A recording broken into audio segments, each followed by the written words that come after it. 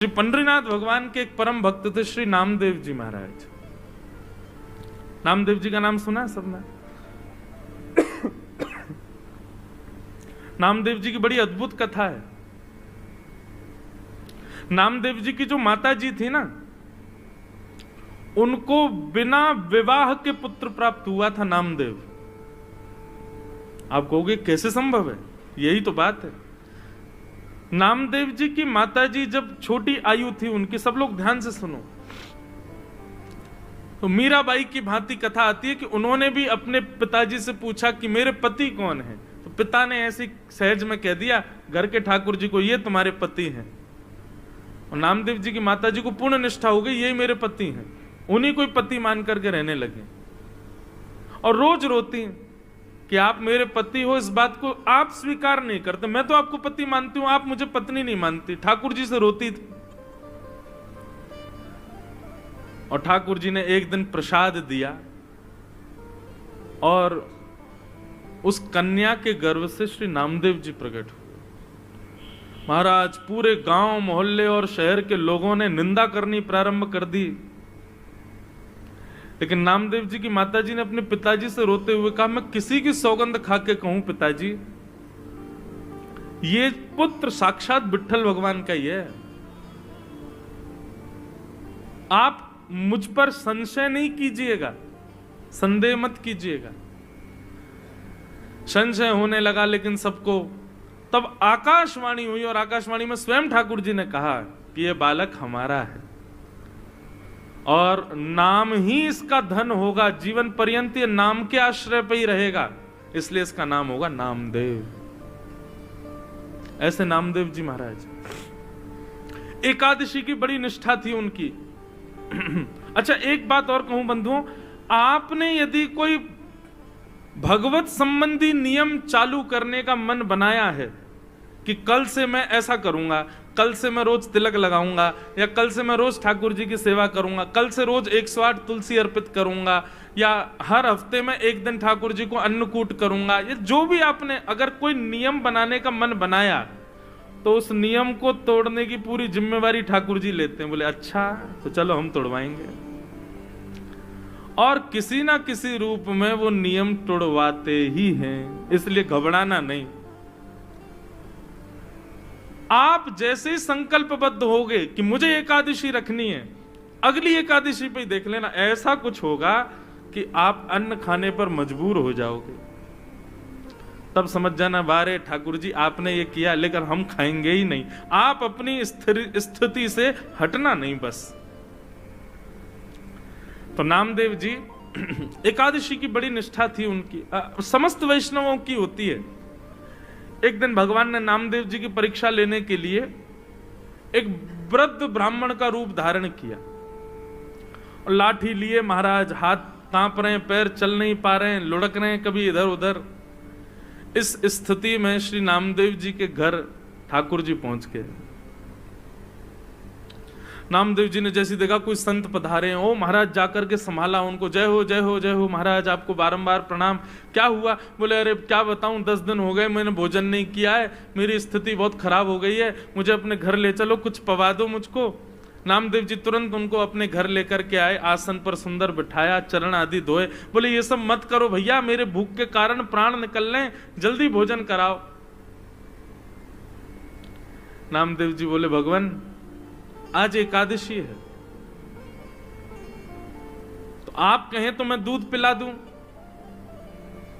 नहीं नहीं नहीं, दूध, तुम कैसी बात करो, भूख लग रही है मुझको रोटी सब्जी की, तुम मुझे दूध की बात कर रहे हो। ठाकुर जी परीक्षा ले रहे हैं नामदेव जी की, ब्राह्मण के रूप में आए। नामदेव जी बोले तो फल खा लीजिए। बोले फल खा लूंगा तो मुझे जुकाम हो रहा है, मैं फल नहीं खा सकता, मैं बीमार हो जाऊंगा, डॉक्टरों ने मना किया, वैद्यों ने मना किया है। नामदेव जी बोले तो फिर क्या आपको अर्पित करूं बताओ? बोले दाल भात बनवाओ, दाल भात बनवाओ, रोटी सब्जी बनवाओ, जल्दी वही पाऊंगा। नामदेव जी बोले क्षमा करें भगवान, द्वादशी तक प्रतीक्षा करनी पड़ेगी, अभी एकादशी चल रही है, आपको मैं अन्न नहीं खवा सकता। ब्राह्मण बोलने लगा मेरे प्राण निकल जाएंगे, मैं मर जाऊंगा अभी यहीं पर। अरे भैया, और शास्त्र भी आज्ञा करते हैं 90 वर्ष की ऊपर की आयु वाला नहीं भी करे तो चलता है। मेरी 90 के आसपास की उम्र है, अब कोई बात नहीं ना, आप हमको भोजन करा दो। नामदेव जी बोले भैया क्षमा करें, ना हम खाएंगे ना हम खाने देंगे, ये एकादशी का नियम है, ये तो करना पड़ेगा आपको। बोले मेरे प्राण निकल जाएंगे, मर जाऊंगा, तुमको अच्छा लगेगा? तुम्हारे घर पर आकर के कोई ब्राह्मण भूखा मर जाए? नामदेव जी बोले मरना तो एक दिन है ही, आज एकादशी, आज ही चले जाओ, इससे बढ़िया दिन क्या होगा। ब्राह्मण ने महाराज चिल्ला चिल्ला करके मोहल्ले वाले बुला लिए सारे। बोले देखो ये नामदेव अपने आप को बहुत बड़ा भक्त कहता है, पूरे पंढरपुर में इसके चर्चे होते हैं, ये भक्त है, देखो ये क्या कर रहा है। सबने कहा भैया क्या हो गया? नामदेव जी बोले आज एकादशी है, ये 10 दिन के भूखे हैं, कह रहे हैं भोजन कराओ, हम कह रहे हैं एकादशी है, द्वादशी तक प्रतीक्षा करो, और पाना है तो फल पालो, दूध पी लो। पड़ोसियों ने भी कहा नामदेव जी आप करो ना एकादशी, उनको क्यों करवा रहे हो जबरदस्ती, उनको बेचारों को दे दो जो भी है। नामदेव जी बोले क्षमा करो, मैं इनको अन्न नहीं दे सकता। अब तो मोहल्ले के लोग भी बुरा भला कहने लगे। बोले नामदेव ऐसी कौन सी भक्ति होती है कि तुम जबरदस्ती दूसरे के ऊपर थोप रहे हो कि करना ही पड़ेगा। सब लोग गए, महाराज जी आप चलो हमारे घर चलो, हम आपको बना के पवा देंगे। नामदेव जी सामने आ गए, बोले जाने भी नहीं दूंगा, मुझे पता चल जाए कि एकादशी और कोई अन्न खाने बैठ रहा तो मैं थाली उठा के भाग जाऊं, मैं नहीं खाने दूंगा। अब तो महाराज ठाकुर जी नाटक करने में तो ठाकुर जी एक नंबर है, हाथ पांव कांपने लगे ठाकुर जी के, और महाराज गिर पड़े, मुंह से झाग निकलने लगा। बोले नामदेव मेरे प्राण निकल रहे हैं, कुछ तो दे दो। अपने बच्चों को बैठाया, बोले सुनो कीर्तन करो, ठीक है आप प्राण त्यागो, वैकुंठ में जाइयो, वहां जाके ठाकुर जी से कहना वो पवाएंगे आपको। सब लोग नामदेव जी को गाली देने लगे, लेकिन नामदेव जी नहीं माने। और महाराज करते करते करते ठाकुर जी ने ब्राह्मण के भेष में ऐसा प्रतीत कराया कि उनके प्राण निकल गए। और जैसे ही प्राण निकले, मोहल्ले के लोग, पंढरपुर के लोग नामदेव जी को खड़ी खुट्टी सुनाने लगे। बोले अरे नामदेव ब्रह्म हत्या लग गई तुझे, ऐसी कौन सी एकादशी है, ऐसी कौन सी एकादशी जिस पर तू इतना ज्यादा मचल रहा है, आज तुझे ब्रह्म हत्या लग गई। नामदेव जी के नेत्रों से अश्रु आने लगे, चरणों में प्रणाम किया, तुलसी की माला लाकर के उस ब्राह्मण देवता को पहना दी। बोले कितना भाग्य है इनका, पंढरपुर क्षेत्र में चंद्रभागा नदी के तट पर, और एकादशी के दिन प्राण त्याग दिए, और वो भी निराहार होकर के, बिना आहार लिए। कितने बड़े सौभाग्य की बात है।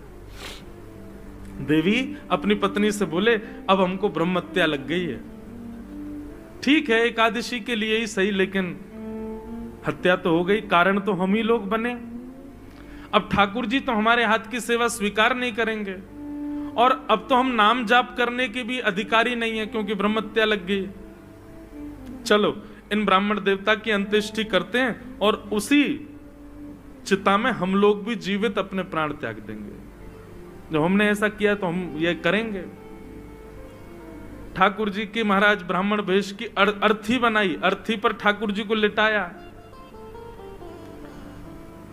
ठाकुर जी अब भी परीक्षा चली रही है ठाकुर जी की, सोचो कितनी स्थिति पहुंच गई, यहां तक तो कोई भी हम में से आप में से कोई भी पिघल जाएगा, लेकिन नामदेव जी नहीं माने।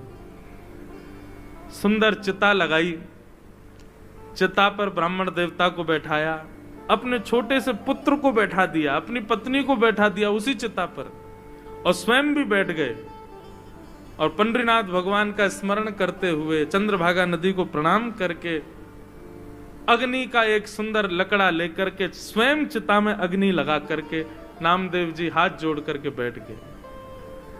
जैसे ही अग्नि, अब भी ठाकुर जी सोच रहे थे कि कुछ तो होगा, नामदेव शायद बदल जाए, लेकिन नहीं, नामदेव जी तो पूरे तैयार थे प्राण त्यागने को। जैसे ही चिता की अग्नि नेक ठाकुर जी की कमर पर छुई होगी, सोई महाराज ब्राह्मण देवता तो उठ करके बैठ गए, नामदेव जी को खींच लिया, उनकी पत्नी को खींच लिया, बच्चों को खींच लिया। नामदेव जी महाराज देखने लगे क्या हुआ। तुरंत नामदेव जी को झलक दिख गई कि ब्राह्मण के रूप में साक्षात श्री पंडरीनाथ भगवान ही खड़े हैं। अपने हृदय से लगा लिया नामदेव जी को। सब गांव के लोग इकट्ठे हो गए देखने के लिए, और जैसे ही हृदय से लगाया ऐसा प्रतीत हुआ एक क्षण के लिए दर्शन देकर के ठाकुर जी वहां से अंतर्ध्यान हो गए। सब ढूंढने लगे ब्राह्मण कहां गया कहां गया। नामदेव जी ने बताया, बोले ब्राह्मण नहीं थे, श्री पंडरीनाथ ही आए थे और हमारी एकादशी की परीक्षा लेने आए थे।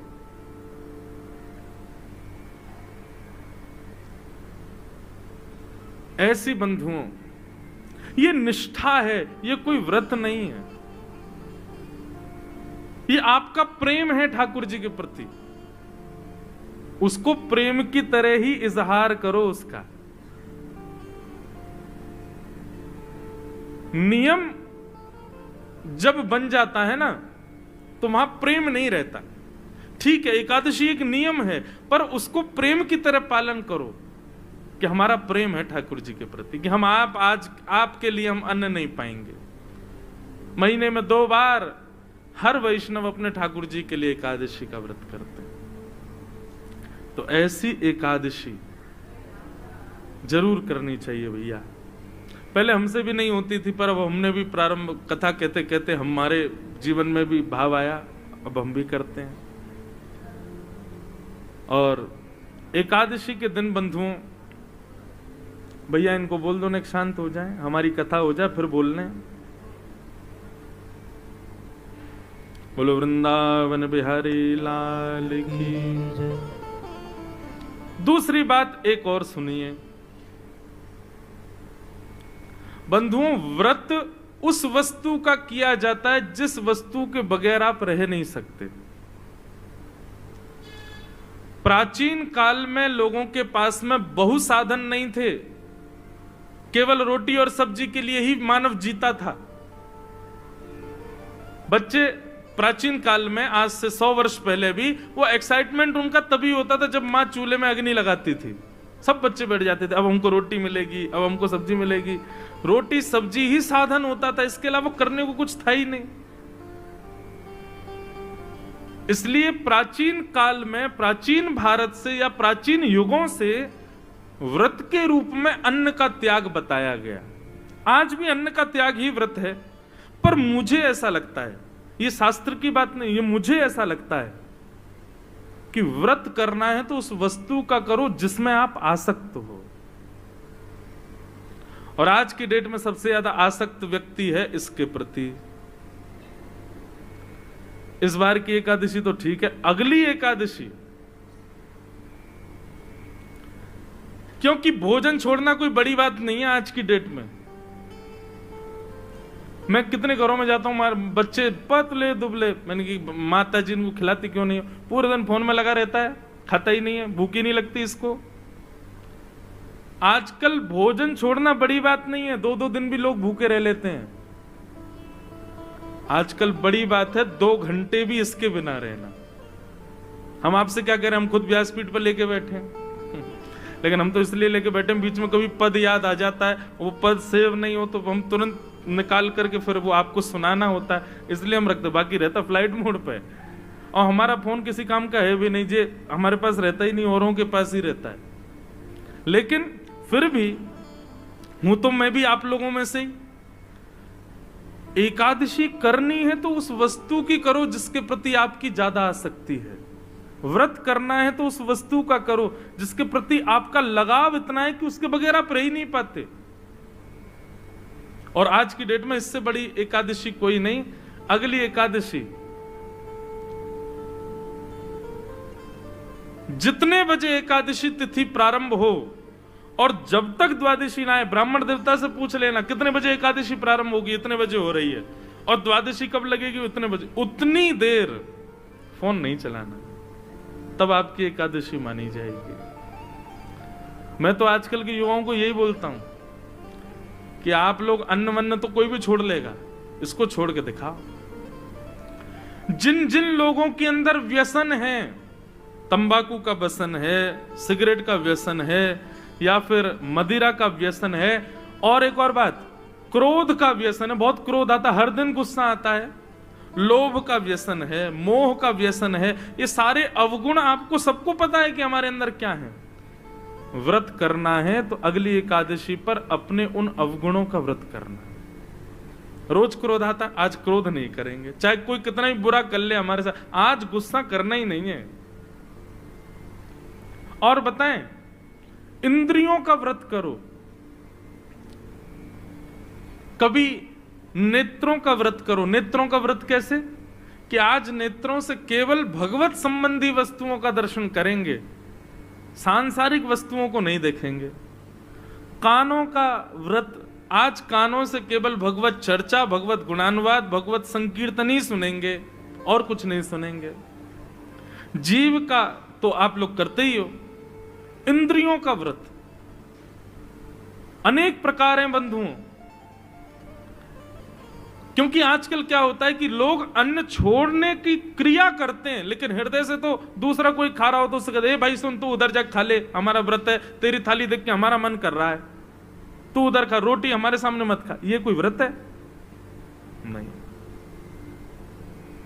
एकादशी निष्ठा है, एकादशी आपके प्रेम का प्रमाण है, उसको उसी प्रकार करो। मुझे बहुत अच्छा लगा सुन के, जब मुझे पता चला कि तांदूर के हमारे शारदा परिवार के और यहाँ के कई भाई लोग प्रभात फेरी करते हैं एकादशी के दिन। सब लोग सवेरे सवेरे 5 बजे, मुझे भी बुलाया था आज, लेकिन हम इतने थके रहते हैं, नहीं गया। पर यह अच्छी बात है, आप लोग किसी रूप में ही सही एकादशी का प्रारंभ इतना सुंदर कर रहे हैं, बहुत अच्छी बात है।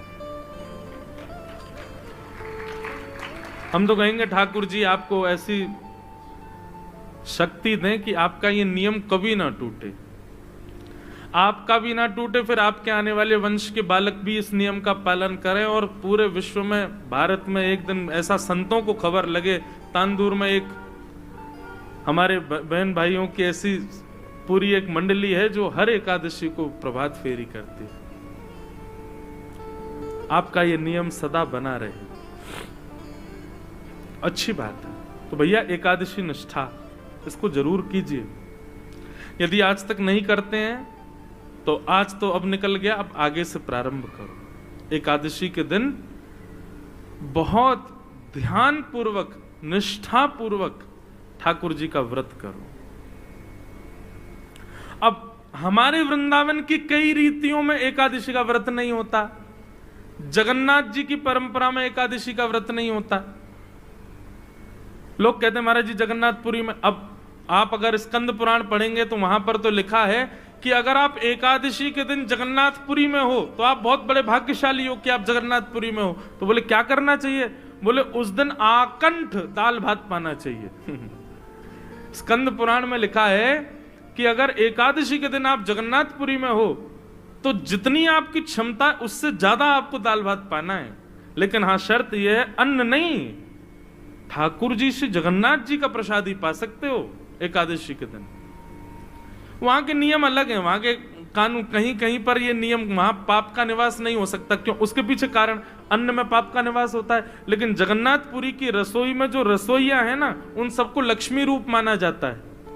वहां पर जितने भी यंत्र हैं जिनसे भोजन बनाया जाता है, उन सबकी भी पूजा लक्ष्मी भाव से होती है कि भैया ये जगन्नाथ जी की निज रसोई है, यहाँ लक्ष्मी ही भोजन बनाती है। लक्ष्मी जिस अन्न का स्पर्श कर दे उसमें पाप नहीं रह सकता, इसलिए वहां महाप्रसाद पाने पर दोष नहीं लगता। एकादशी उल्टी टंगी हुई है जगन्नाथ भगवान के पीछे। हमारे वृंदावन के कई नियमों में, जैसे राधा वल्लभियों में, श्री हरिवंशियों में, वहां पर भी एकादशी नहीं होती। उनके भाव अलग हैं, वहां भाव प्राधान्य भाव आ जाता है। पर हम आप सब लोग वैष्णव, हमको प्रयास करना चाहिए, ठाकुर जी के लिए व्रत करो। व्यक्ति बड़ी से बड़ी वस्तु छोड़ देता, ठाकुर जी के लिए एक दिन अन्न मत खाओ और निष्ठा पूर्वक, प्रेम पूर्वक उसका निर्वहन करो। इस प्रकार एकादशी की महिमा बताई गई। और यहां से प्रारंभ हुआ भागवत का प्राण प्रसंग, रास पंचाध्याय। बहुत सावधानी से बैठिएगा आप सब लोग कि भगवान पिता रात्रि शरदोत्फुल्ल मल्लिका वीक्षरन्तुं मनश्चक्रे योगमायामुपाश्रिता। सब लोग बहुत सावधानी से सुनिए, ये रास की कथा है। यहां पर महादेव को भी रोक दिया गया था। आप लोग तो सामान्य जीव हो, इसलिए थोड़ा विचार कीजिएगा और बहुत सावधानी से सुनिएगा। अब जो हम प्रसंग सुनने जा रहे हैं बंधुओं, रास पंचाध्याय, इसको श्रीमद् भागवत का प्राण माना गया है। श्रीमद् भागवत यानी श्री कृष्ण का हृदय है रास पंचाध्याय, और उसमें भी गोपी गीत। गोपी गीत तो निज हृदय है ठाकुर जी का, इसलिए इसको बहुत सावधानी से सुनिएगा। कहीं आपके हृदय में कोई संशय उत्पन्न ना हो जाए। ठाकुर जी की इस लीला को यदि आपने आधा अधूरा या कुभाव से सुना ना, तो निश्चित है आपके हृदय में कोई दूषित भाव उत्पन्न हो जाएगा और दोष लगेगा फिर। इसलिए बहुत सावधानी से सुनिएगा। रास पंचाध्याय का सबसे पहला अक्षर क्या है कि भगवान अपिता रात्रि।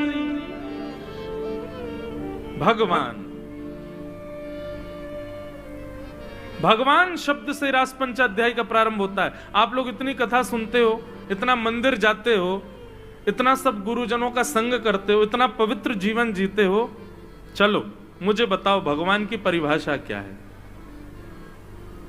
भगवान कहते किसको है बताओ? केवल आप लोग सुनोगे उसी से काम थोड़ी चलेगा, बीच बीच में हमको टेस्ट भी लेना चाहिए, और मैं कहीं कहीं लेता भी हूं। यहां तो हम नहीं ले पाए, पर चलो हमें कोई एक व्यक्ति बता दे कि भगवान कहते किसको है। आप कहोगे मोर मुकुट वंशी वारे भगवान, लाओ अभी मुझे दो, मैं पहन के बन जाऊं भगवान। वस्त्र आवरण भगवान नहीं होते हैं। भगवान कहते किसको हैं? 6 ऐश्वर्यों से जो संपन्न हैं, 6 भग जिनके पास हैं, उनको भगवान कहते हैं। जैसे बल के अधिष्ठाता को बलवान कहते हैं, धन के अधिष्ठाता को धनवान कहते हैं, ठीक वैसे ही 6 भग जिनके पास हैं वो भगवान। और ये षड भग कौन कौन से हैं? ये 6 ऐश्वर्य कौन कौन से हैं?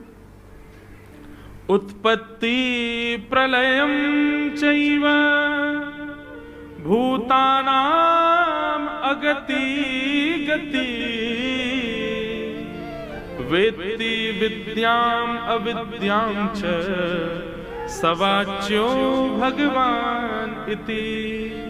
याद रखिएगा, जिसको ये पता है कि सृष्टि कब बनी थी और जिसको ये पता है कि संहार कब होगा, पता से नहीं, जो सृष्टि का आदि है, निर्माता है, और जिसके ही अधीन ये सृष्टि है, जब वो चाहे तब इसको तहस नहस कर सकता है। ये 2 लक्षण जिसके पास है। एक बार हम स्कूल में जब पढ़ते थे तो हल्ला मचा था 2012 में पृथ्वी खत्म हो जाएगी, और फिर एक हॉलीवुड ने मूवी भी बना दी, लोग बाग डरते रहे। फिर हुआ 2020 में खत्म हो जाएगी, अब 2024 चल रहा, अभी तक तो कुछ हुआ नहीं। अभी ऐसा आ रहा है कहीं कहीं से, भारत में ही सुनने को मिल रहा 2026 में खत्म हो जाएगा सब। भविष्य मल्लिका नाम के ग्रंथ में लिखा है कि ऐसा होगा, वो होगा, पृथ्वी पर जय हो जाएगा। मुझे आप एक बात बताइए, सर्वनाश अभी नहीं हो रहा है क्या? हर क्षण सर्वनाश हो रहा है हम लोगों का। सूर्य दिन व दिन तेज युक्त होते जा रहे हैं, ग्लोबल वार्मिंग हो रही है, बर्फीले पहाड़ अपने पिघलते जा रहे हैं। चलो ये तो वातावरण की बात है, मानवों को देख लो, 100 वर्ष की आयु मिली है हम लोगों। कौन जी रहा है 100 वर्ष? 100 से 90 पे आ गए, 90 से 80 पे आ गए, 80 से 70 पे आ गए। आजकल तो 25 वर्ष के बालक को 4 दिन पहले हार्ट अटैक आया। 25 वर्ष के बालक को। आप सबके बालकों को मैं देखता हूं, 3-3 वर्ष के बालक के आंखों में चश्मा लगा हुआ है। 3 वर्ष के बालक की आंखों में चश्मा। ये सर्वनाश नहीं हो रहा हम लोगों का? हम हर दिन प्रलय की ओर जा रहे हैं। क्यों? रोज के तब ऐसा होगा, तब ऐसा, कुछ ना कुछ हो ही रहा है हमेशा। हर साल एक नई चीज होती है। आजकल कोविड आ गया, अब तो कोरोना बड़ा साधारण हो गया, किसी को भी हो जाता है। जब आया था तब तो बड़ा भयावह स्वरूप था, मंजर था। तो भैया ये तो प्रकृति का नियम है, हर दिन कम हो रहा है, सब कुछ घटता ही जा रहा है। लेकिन जो परफेक्टली जानते हैं कि विश्व का नाश कब होगा, वो भगवान है। इसको कोई नहीं बता सकता कि पृथ्वी का सर्वनाश कब होगा, पृथ्वी कब बनी थी और पृथ्वी कब धूमिल होगी। ये जो जानते हैं, ये 2 लक्षण हो गए, उत्पत्ति प्रलयम चैव। दूसरी बात, भूतानाम अगति गति। मुझे ऐसा लगता है मैं ऐसा करूंगा तो इसमें मुझे फायदा होगा, लेकिन वो करने के बाद मुझको कोई फायदा नहीं हुआ, बल्कि बर्बाद और हो गए। मतलब आपने खूब जन्म पत्री दिखवाई, ब्राह्मणों से पूछा, सारे शुभ काम किए, लेकिन फिर भी उस काम में आपको लॉस हो गया। क्यों? क्योंकि कितने भी भविष्य कथन करने वाले हों, भविष्य कथन करने वाले हों, आपकी कहां गति होगी, कहां अगति होगी, ये कोई नहीं बता सकता।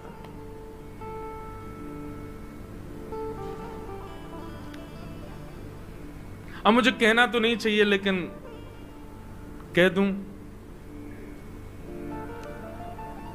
ज्योतिष भगवान के नेत्र हैं, भगवान के चक्षु माने जाते हैं। ज्योतिष ठाकुर जी के नेत्र हैं, पर उसका प्रयोग, ज्योतिष का प्रयोग ऐसी खाली पीली बैठे हमेशा नहीं करते रहना चाहिए। न बता दो कल मैं जा रहा हूं वहां पे होगा कि नहीं, कल ये होगा कि नहीं।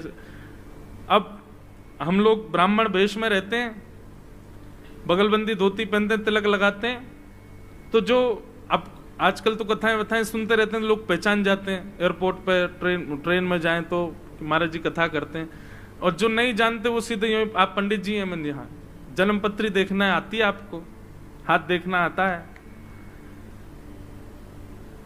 सारे इंजीनियर सॉफ्टवेयर बनाने वाली थोड़ी होते हैं,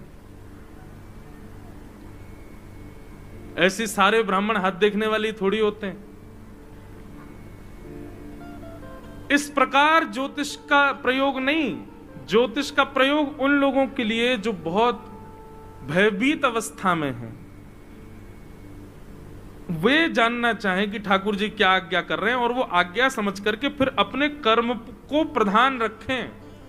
बस वहां ब्राह्मण देवता ने कह दिया ऐसा ऐसा ऐसा ऐसा है, अब बैठे हैं चिंता कर रहे हैं कि शनि की 7.5 चल रही है, मैं कुछ भी करूंगा सफल तो होऊंगा ही नहीं। नहीं, आप कर्म पर ध्यान रखो। कई बार नक्षत्र ग्रह आपके कर्म की वजह से बदल जाते हैं, अच्छे हो जाते हैं। तो हमारी कहां गति है, कहां अगति है, ये जो जानते हैं, तो 2 गुण, पृथ्वी कब बनी और कब नष्ट होगी, मानवों की कहां गति है कहां अगति है, ये जो जानते हैं, 4 लक्षण हो गए। और 2 लक्षण, वेत्ति विद्याम अविद्याम च। जो अविज्ञ हैं, अनविज्ञ नहीं है, सब कुछ जानते हैं। विद्या क्या है, अविद्या क्या है, सद क्या है, असद क्या है, इसको जो समझते हैं, ये 6 लक्षण जिनके अंदर हैं वो भगवान, और इन 6 को जो नहीं जानता वो मानव। आप कितना भी दावा कीजिए, ये 6 भाग आपके पास कभी नहीं आ सकते, ये केवल भगवान के पास रहते, इसीलिए वो भगवान है। तो भगवान कौन? जिनके अंदर 6 लक्षण युक्त हैं। तो रास पंचाध्यायी के प्रारंभ में श्री शुकाचार्य जी कह रहे हैं भगवान पिता रात्रि, बोले आगे की लीला सुखदेव जी कहते हैं भगवान कर रहे हैं। भगवान कौन? 6 भगों से जो युक्त हैं वो भगवान।